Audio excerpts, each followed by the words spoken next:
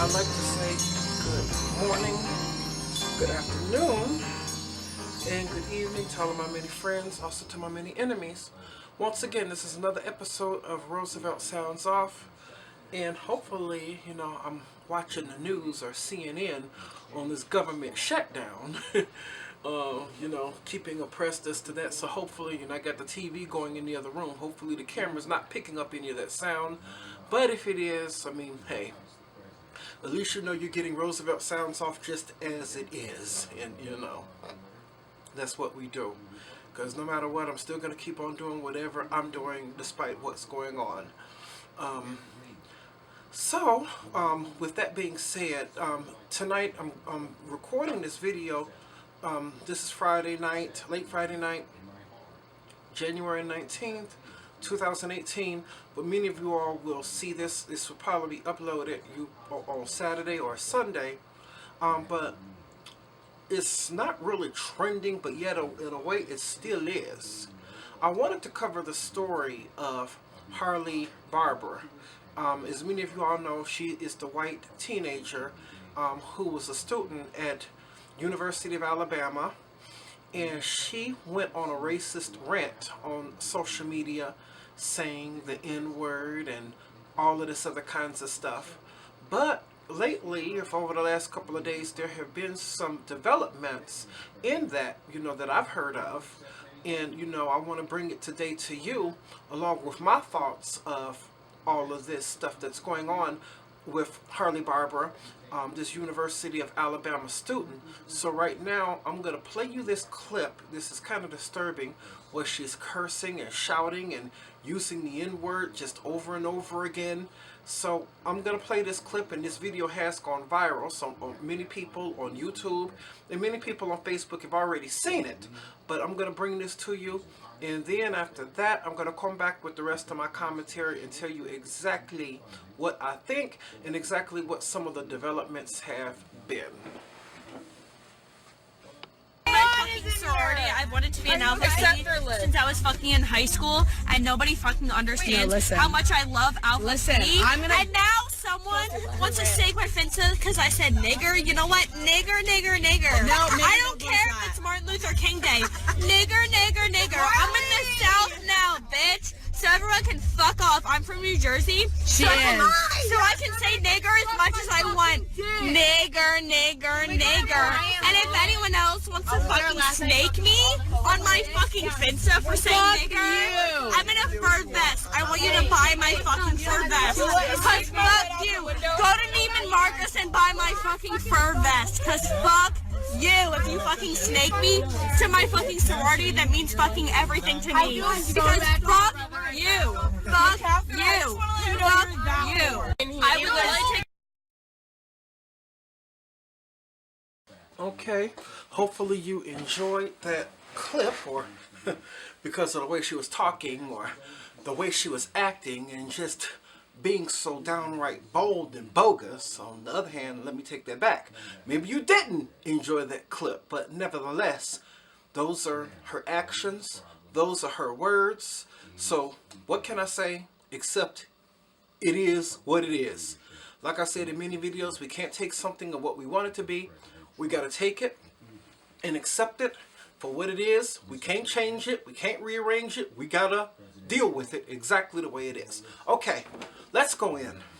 Now, personally, I think that this was like an awful rant. I think that this was a terrible thing to say.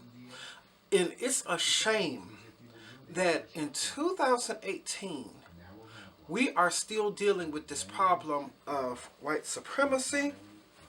We're still dealing with this problem of racism. It has been 50 years in April that Dr. Martin Luther King was assassinated. It was 53 years this February that Malcolm X has been assassinated. It has been 45 years or so since the Honorable Elijah Muhammad has passed. And even though these civil rights leaders and even people like Medgar Evers can't leave him out of nothing either, But even though, that's the past, and we know that the past, it all happened. These people did great things in their times, but they're gone. We who are still here and alive, we still have work to do. It shows us by this video that we still have work to do. We sing the song, "We shall overcome." We still sing the song. Why? Because we have not overcome quite yet. We have not overcome the problem of racism.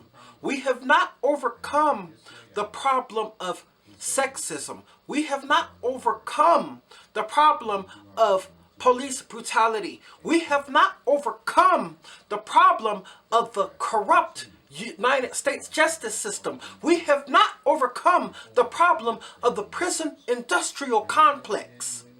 We have not overcome the problems of classism.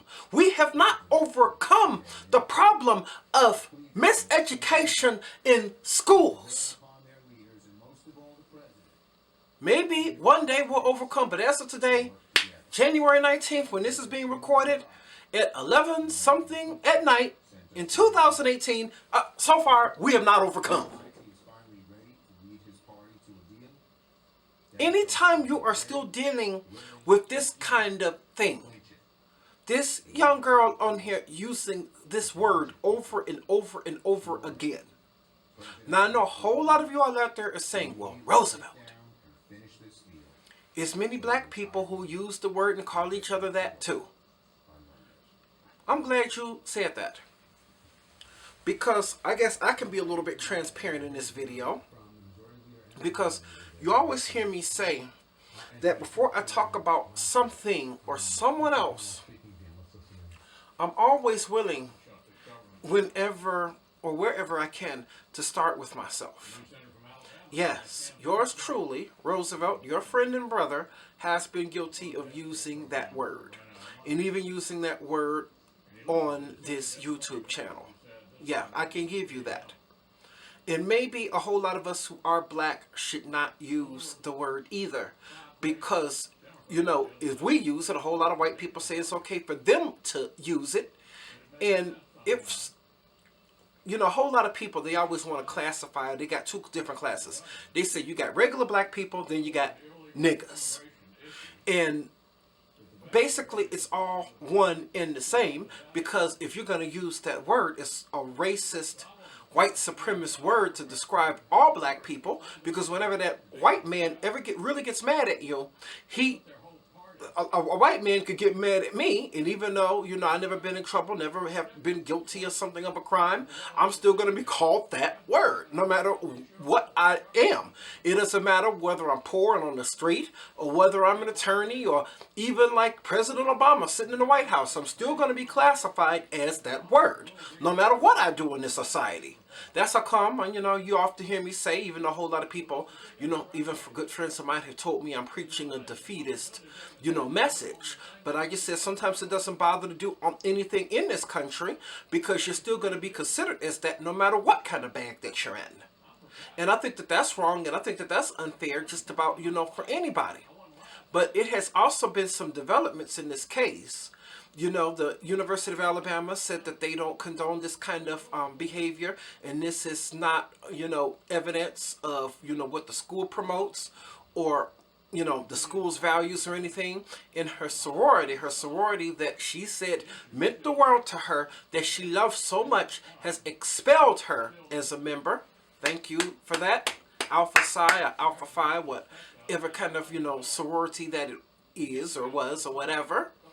And she even made a statement about, I think it was yesterday, she made the statement that, she just got a little bit drunk and just said a whole bunch of stuff. And she said that there's no kind of a way that I could be racist because I had sex with a black guy on the football team. Now, somebody out there tell me, what the heck does that mean? Because do you think that just because a white woman spreads her legs to a black male that she cannot still be prejudiced? Do you think Just because a white man is sticking his little pee-pee into a black woman, do you think that he still can't be racist? They could, I mean, facts have proven over and over again that white people could, have sex with you, they could date you, even marry you, and still be racist, because whenever you have an argument, whenever anything comes up, that's the first thing that's going to fly out their mouth is the N-word all over the place. So no, just because people or a white person is willing to lay down with you does not mean that that person is not prejudiced. They just love that, what we call the BBC. They just love a black man because, a whole lot of, white females, they always want to say that a black man has his, sex game on point. So that's all that they like. It's just only caught up in the sex.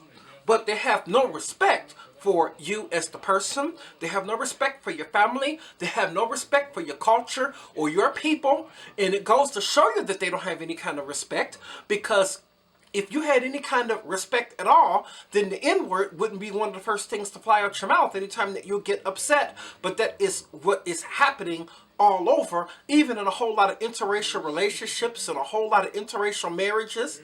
I mean, I saw it not too long ago on Facebook. It was like last year, where a black woman was having a fight or argument with her white boyfriend, and he started using the N-word and everything all over the place, and she tried to let him know that, that was bad and that sounded racist, and he kept on saying, I don't care if it sounds racist or not, they're all niggers and all of this other kind of stuff. Saying this about this girl's people in front of her. And I think that this is out of place. And now, gotta be transparent again for myself. Now, a whole lot of you all know, who know me personally, knows that, when it comes down to dating or whatever, I would probably date anybody who treated me good. I don't think that it really matters like what race, even though with white people and in the climate that we live in now under the Trump era and a whole lot of stuff that's going on with race and racism and police brutality here in this country. When it comes down to white people, I'm a little bit more weary about that, but depend on, the person. I'd probably be willing to give a white girl maybe a half a chance or whatever. But the thing is, I think that even some years ago, and I still feel a little bit like that, I was very, very attracted to Latino women. And it was like one Mexican girl who I was dealing with. Now, this was a long time ago, and she said that she liked and preferred black men, but she absolutely hated black women. She put black women down, saying that they were black and ugly, and, they didn't have, a whole lot of black women, a whole lot of, you black women, give white people and Latinos ammunition because you wear all this false, fake, hair and everything that looks Caucasian, trying to look like one of them, knowing good and well that you're not, but trying to look like one of them. And, she always made fun of that, and she said that anytime she got into a fight with a black woman that she would try to snatch her weave out and everything, and she said, at least my hair is real or something. What do a whole lot of black females do? They put in this weave, they don't know how to act, they don't know how to treat their men, they're loud, they're, irritating, and all of that. And at the time and everything, I guess maybe I was at the time and everything trying to find myself or trying to look halfway for something that was real. I guess I laughed along and agreed with a whole lot of the stuff that she was saying. But, with some years having passed and me gaining some wisdom in the whole thing, I think if I was to date a woman now of another race, a whole lot of stuff that, don't get me wrong, I feel a whole lot of stuff that she was saying is true. Because, yeah, a whole lot of black women are loud and obnoxious and all of that, and money hungry and wear all that crazy stuff in their hair. But at the same time, I don't think that it's up to a member of another race to, exactly say all of that, especially like say it in a very insulting type of way to the point that this person actually says that they hate the women of your same race. So I think if the situation had repeated itself, having gotten some years and gotten a little bit more wisdom and everything under my belt, if somebody who I was dating said that about women in my race, I would not date that person who said it.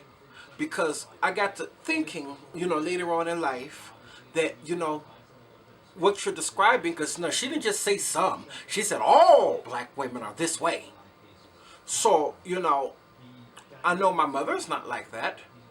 None of my aunts were like that. Even my cousin who I took care of, you often heard me talk about her, like even in the video last year when I did a tribute to her when she passed away. The late, great Reverend Dr. Leona Cochran was not like that. A whole lot of women in my family are not like that. So to go and to say all is a bad thing, but this is what this girl did. So I would not date someone like that, especially date someone who is just so insulting, to call them ugly and mean and obnoxious and low down, and you know, they're just jealous because they can't have hair like us and all of this other kind of stuff. You know, I wouldn't date anybody like that. And I'll challenge all of you out there, if you're into these kind of relationships like that, where you have somebody else of another race putting the members of your own or your same race down, you should not date someone like this either. So, you know, that's something I've learned in, you know, that. And so the point is, you know, said all of that just to say this, that just because a white person lays down with you or dates you, says that they love you, says that they even want to, they even marry you, does not mean that they are not racist. And I just believe that this whole video is bad. And a big thumbs up to the University of Alabama, and most of all to her sorority for kicking her out for this kind of behavior, to let her know and send a message to everybody else on that campus, everybody else in that sorority, that that kind of speech and that kind of behavior will and should not in 2018 be tolerant.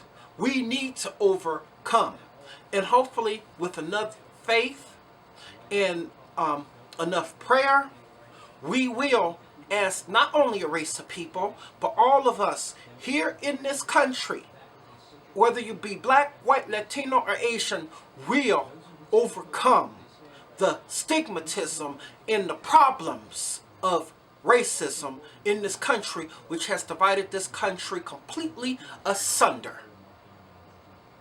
Even though Martin Luther King has been dead over 50 years and many other civil rights leaders have been dead, it goes to show us, each one teach one, we still got education to do, and we still have a job to do. So at this point, I'm going to end this video. This is where I'm going to leave it. Anybody who likes this video, please give me a thumbs up. I'll greatly appreciate it. Hit the subscribe button along with the bell icon. That way you'll be notified of any new videos whenever I upload. So hopefully I'll see everybody in the next video. Peace and blessings to all.